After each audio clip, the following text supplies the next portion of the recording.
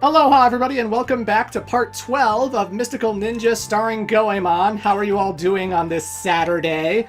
I would love to ask how are you doing on this Friday, but unfortunately, construction started up again over at my neighbor's. So there's banging and buzzing all throughout the day, which means that I'm recording this at 8 p.m. and I have to do the next part after this because I want to make sure that I keep to my word and that I have 2 videos for Saturday. So I'm going to upload this video at 7 a.m. and then I'm going to upload the next video at 7 p.m. and it's going to be great. This is going to be a long night. I'm going to be editing so much. It's going to be exhausting. There goes my day. I love it. I love it. Thanks, construction. You're the best. How are you doing? Everyone good? Everyone happy? Because I'm great.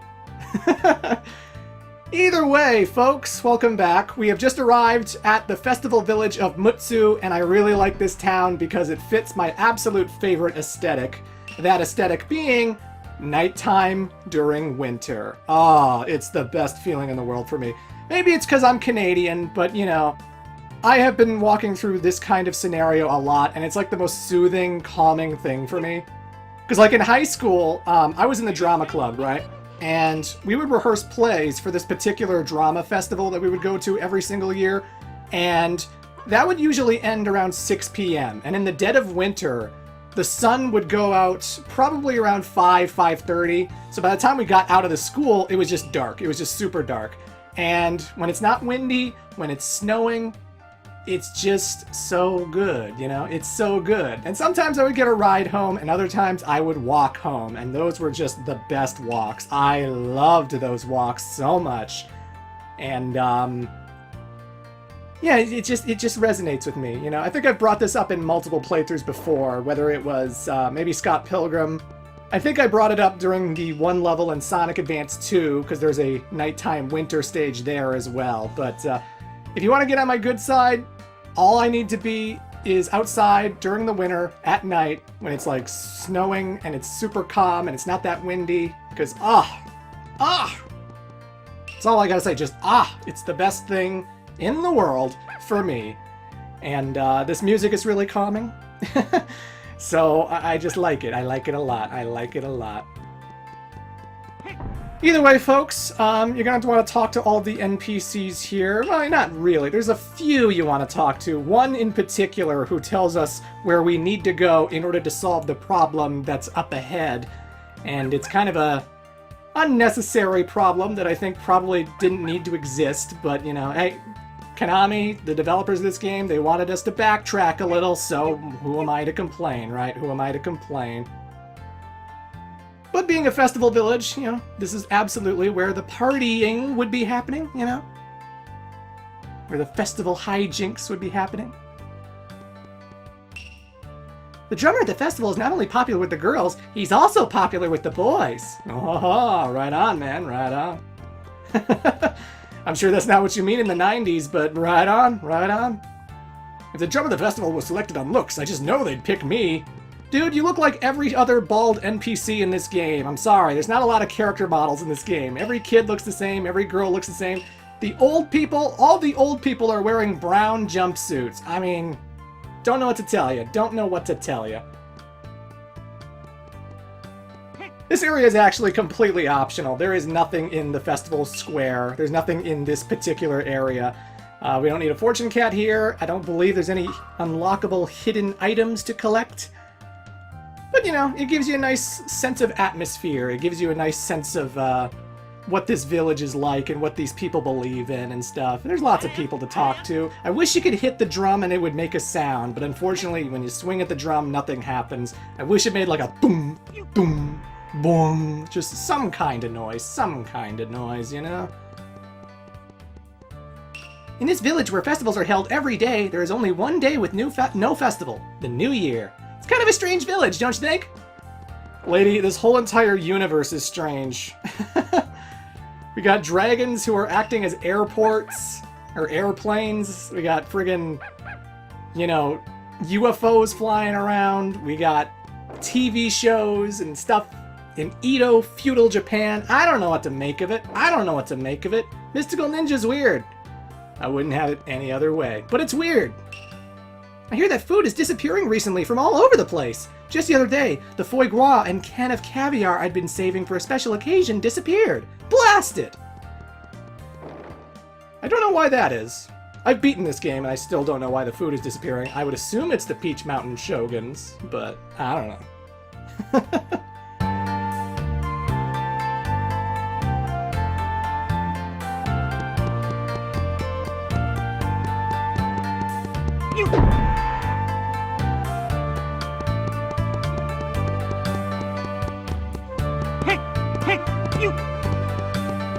Isn't that theme song peaceful? Mr. Mokube, who lives around Mount Fuji, is actually my elder brother. I have been hearing rumors that he has further developed his skills. If you use the pipe my brother makes, there should be no problem getting through to destroy the rocks blocking at Mount Fear. So, yeah, this NPC you gotta talk to. And he mentions Mokube. He mentions the guy we met all the way back in part 2 at Mount Fuji. And yeah, we gotta pay attention to that guy because Mount Fear, where we want to go, where the witch lives, who can call the spirits of all kinds of people, very important. We can't get to her until we destroy a block that is in the way. And unfortunately, we need a new item from Mokube at Mount Fuji in order to get that item. So read between the lines here, we're going to have to go back to that area, go back climbing up the whole way through, and talk to Mokube again. Which is, unnecessary. It's unnecessary because they don't do anything to Mount Fuji. They don't make it more challenging. They don't change the level design. It's not like the platforms are different or anything. It is the exact same set piece that I went through in part 2. Only now I have more hearts. I have more health. And I can play as Sasuke and Yai and do something a little bit differently. But that's about it. It's the same exact area. So, yeah, this pathway leads to Mount Fear, but I'm gonna go to Mount Fuji because, you know, I gotta backtrack and meet up with Mokube again. But don't worry, I've sped it up, and we're gonna have some montage music. Why not?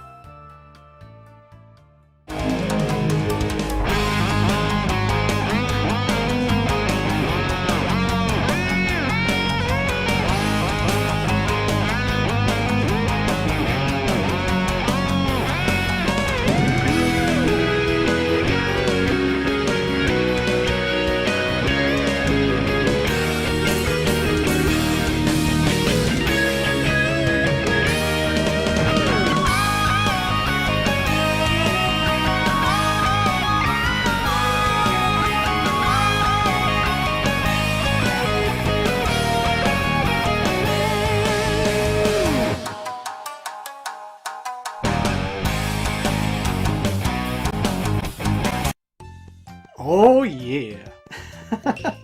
Well, long time no see. What now? We've come for a cup of coffee. Hey, this is no coffee shop. Oh wait, that's not why I came here. We please improve our weapons. So that's what you have come for. Okay, stand back, and I'll show you what my training has done for me.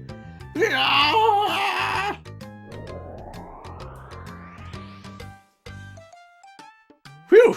Well, how's that for improvement? There you go.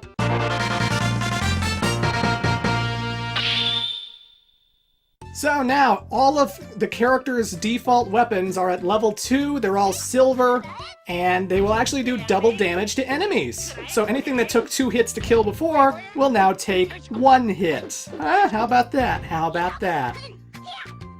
It also makes Goemon's Super Saiyan form even more powerful than it already was, so that's kind of overkill. Overkill indeed. And I just jump cutted back to Mutsu. I didn't want to do a montage of me calling the dragon or anything, but the theme song you listened to when I was climbing Mount Fuji is from the Mega Man 20th Anniversary Rock CD that Capcom made. It's an arrange album, and that was the Yamato Man track. Yamato Man being from Mega Man 6. So, yeah. I know, I still love Mega Man, guys. I just don't talk about it every single day, because I've kind of done every single playthrough of Mega Man. Except for Mega Man Network Transmission. Anywho. Welcome, folks. We're in Mount Fear, and being a spooky place, I guess, it's called Mount Fear, after all. There are lots of ghosts all over the place, and the only way to damage ghosts, we have to use Ibisamaru's camera to bring them into the incorporeal form. I don't know. We just gotta make them solid with the camera, and then we whack them, and then that's that. However, it takes too long to just constantly bring out the camera and flash them, so I should just probably run by them, because I don't need to fight them. I don't need to deal with all these enemies. They don't give me anything other than money, and I got enough money as it is, you know. Eat big.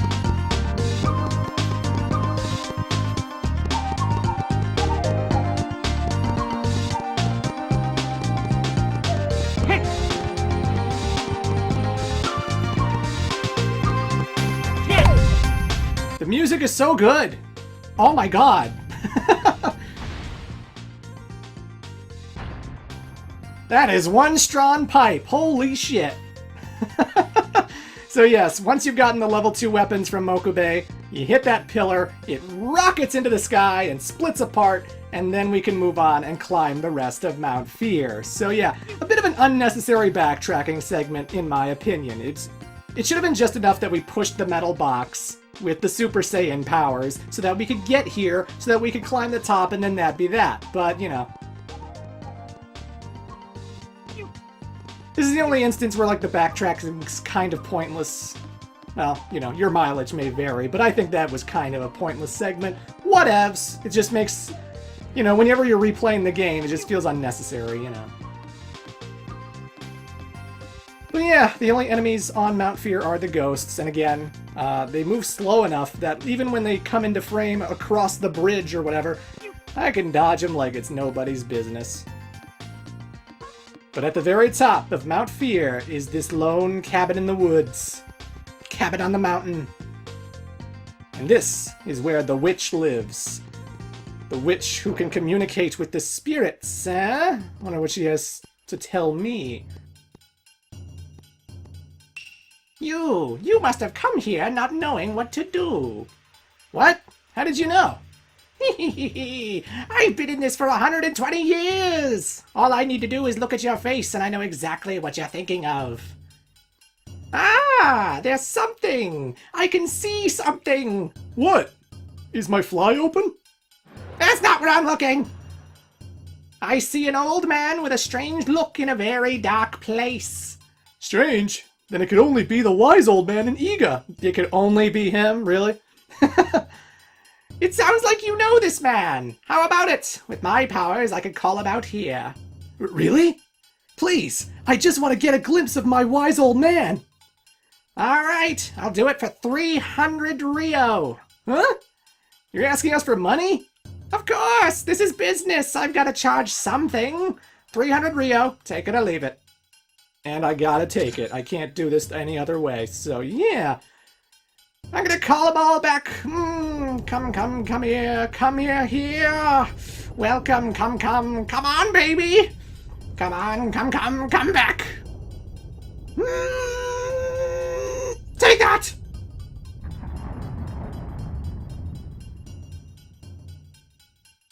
Wise man! Oh, Goemon! Where in the world is this? Old man, what has happened to you? Oh no! Wise man, tell us! We want to save Kyushu and Omitsu, but we have no idea where to go or look. I see. As I understand it, Kyushu is floating in outer space. Outer space? Yeah, but how are we gonna get all the way out there? There is one way. Huh? Retrieve miracle items from the 4 Flake Gang leaders of Peach Mountain and take it to the altar of the Stone Circle in Ugo to the west. Then you'll be able to go to outer space. Awesome! But, Wise Man, how do you know? That's because I'm the Wise Man? Wait a minute. I see you already have 3 miracle items. You only need 1 more. Good luck on your search. I'm gonna miss that guy. You should be looking for the miracle item the Wise Man was talking about. Get going! Now, fun, unique dialogue if you talk to her as Sasuke. Sasuke, I can see your lost memories. You're leaving for some place with a firecracker bomb in your hand. You've stumbled on the edge of a table. Ouch! The firecracker bomb is thrown onto the floor, causing the castle-like home to explode. The batteries in your back have come off, and you've been thrown high up in the sky. Oh my, oh my, oh my. Ah, it might be wise to keep this a secret from your allies. So yes, when the old wise man's home blew up in part 4, it wasn't the Peach Mountain Shoguns, it wasn't the Flake Gang. No, it was Sasuke. He tripped while holding his bombs, and the bombs themselves blew up the building. And again, if you're not talking to her as Sasuke, you wouldn't know that.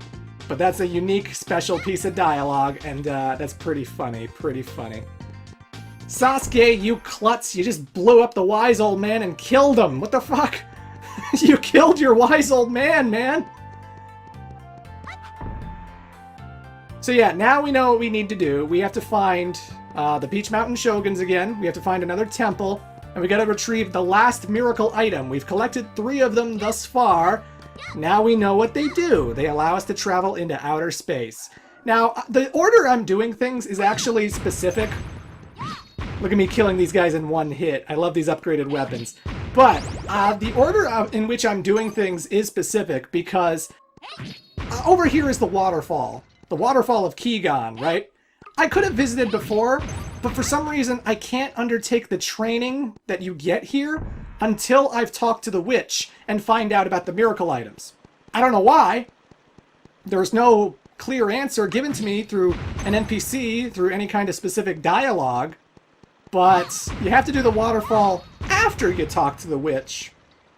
And then you can get a special ability here, as opposed to earlier when if I were to try it, I wouldn't be able to. It's very strange. I'm not sure why it is like that, but probably because, you know, I think the way it is like that is because once I get that ability, I can go to the dungeon. I can go to the Peach Mountain's 4th dungeon. But, you know, it's just a little strange. It's just a little strange. If only the witch had... If the waterfall had, like, a key that I needed to collect in order to open a door, that would make more sense. But there's, like, nothing preventing me from reaching the waterfall. So it's just a little odd. Just a little odd. But, yeah. Either way, I'm heading to the Waterfall of Kegan. And I'm going to be getting a new ability here. A new ability. It's a fantastic ability, if I do say so myself.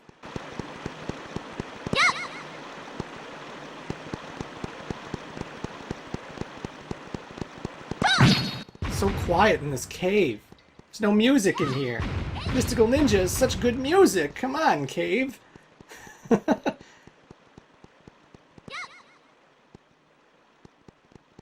I can hear my thoughts. I don't like hearing my thoughts.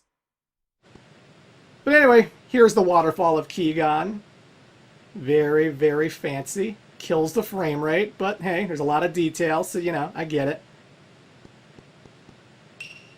Take control of the Legend of the Mermaid. Looking for applicants. Do you wish to challenge the legend? Yep.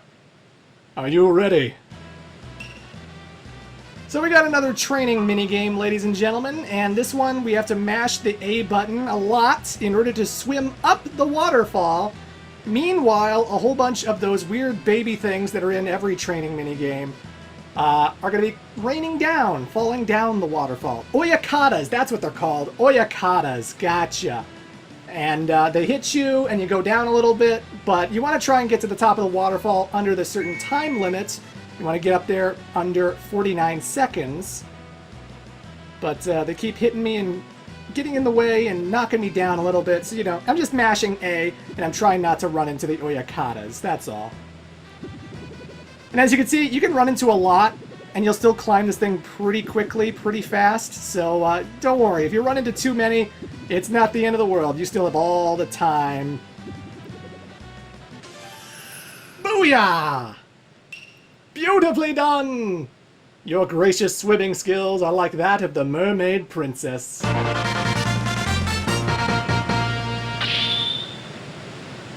And so, ladies and gentlemen, Ninja Agent Yai now has the ability to swim underwater. We were always swimming above water this whole entire time, but now we can go underneath.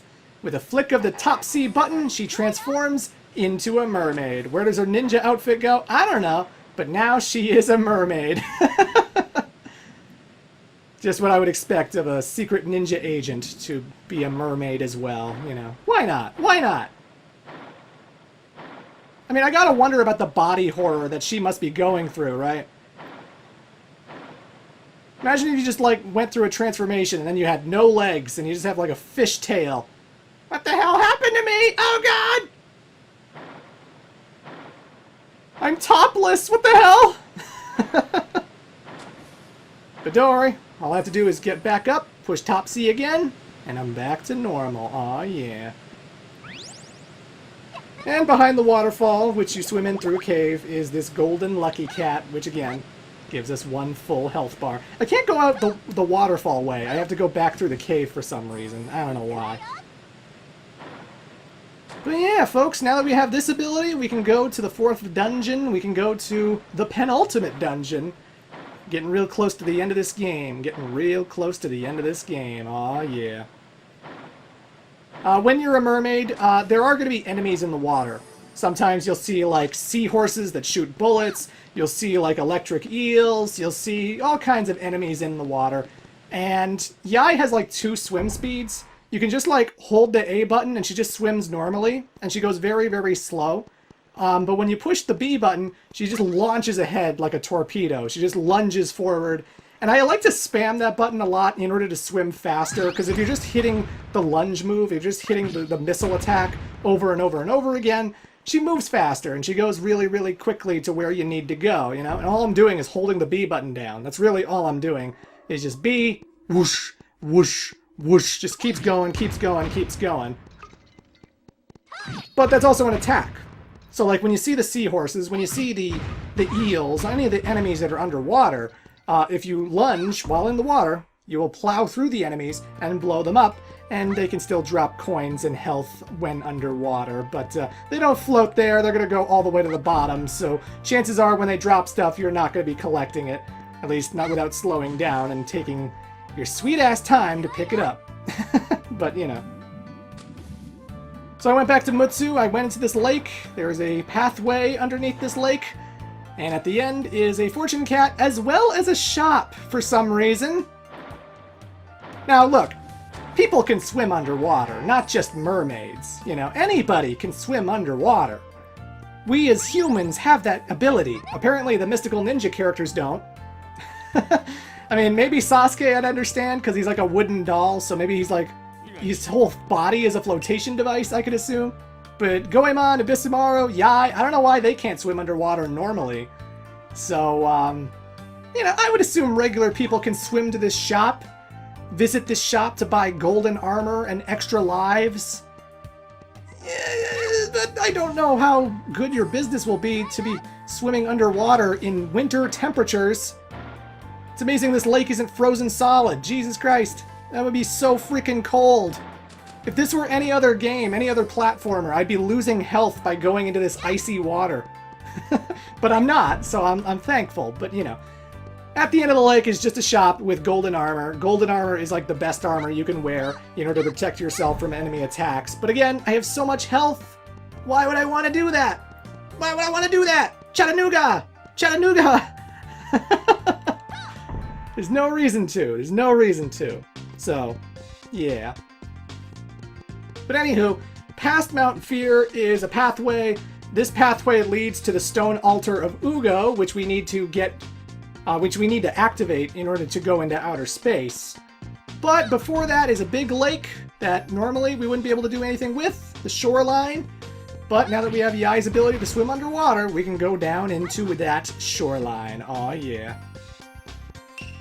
There is a gate located underwater. To open this, you must press the red button in the waters. Okay, will do, will do.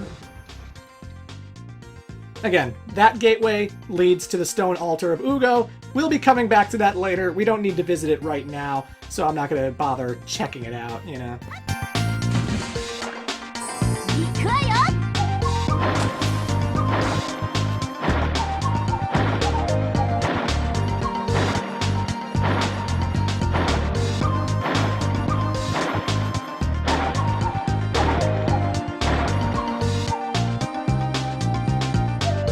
Love that music. Oh, it's so good.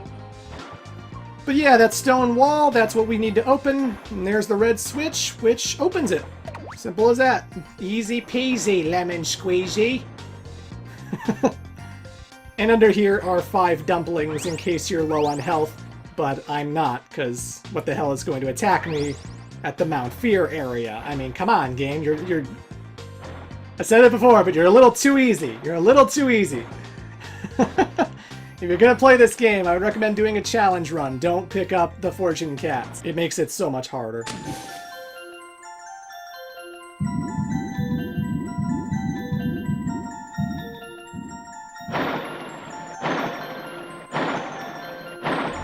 One of the best soundtracks on the Nintendo 64. This entire soundtrack is amazing. Just the Japan Sea area is so warm and nostalgic to me. This brings back like childhood memories.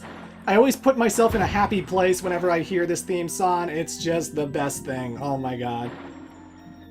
But yeah, the Japan Sea, it is very icy. There's icebergs everywhere. Lots of ice to dodge. And it doesn't damage you or anything, but you know. You can find a free man down here, and you can also find a fortune cat down here. Actually, fun thing about the next dungeon coming up, there are no fortune cats in the next dungeon. In fact, when you clear that dungeon, you can no longer return to it. It is the one dungeon in the game that you can't come back to, unlike the Festival Temple, unlike the Ghost Toys Castle, unlike Oedo Castle. This next dungeon only happens once. And then once you beat it, you can't come back. Which is a shame, because it has a fantastic theme song. Although that's what the sound test is for, I suppose. But, you know. I really like the upcoming dungeon. It's really, really good. Again, in terms of platforming, in terms of music, it is fantastic. It's what I love about Mystical Ninja starring Goemon. And the final dungeon, before the final dungeon, the penultimate dungeon, is a submarine. That's right, we're going into a submarine. And we're going to be exploring this submarine in part 13, ladies and gentlemen. It's going to be fun. It's going to be fantastic. Hope you stay tuned in the next 12 hours, because I'm going to upload it really soon. Till then.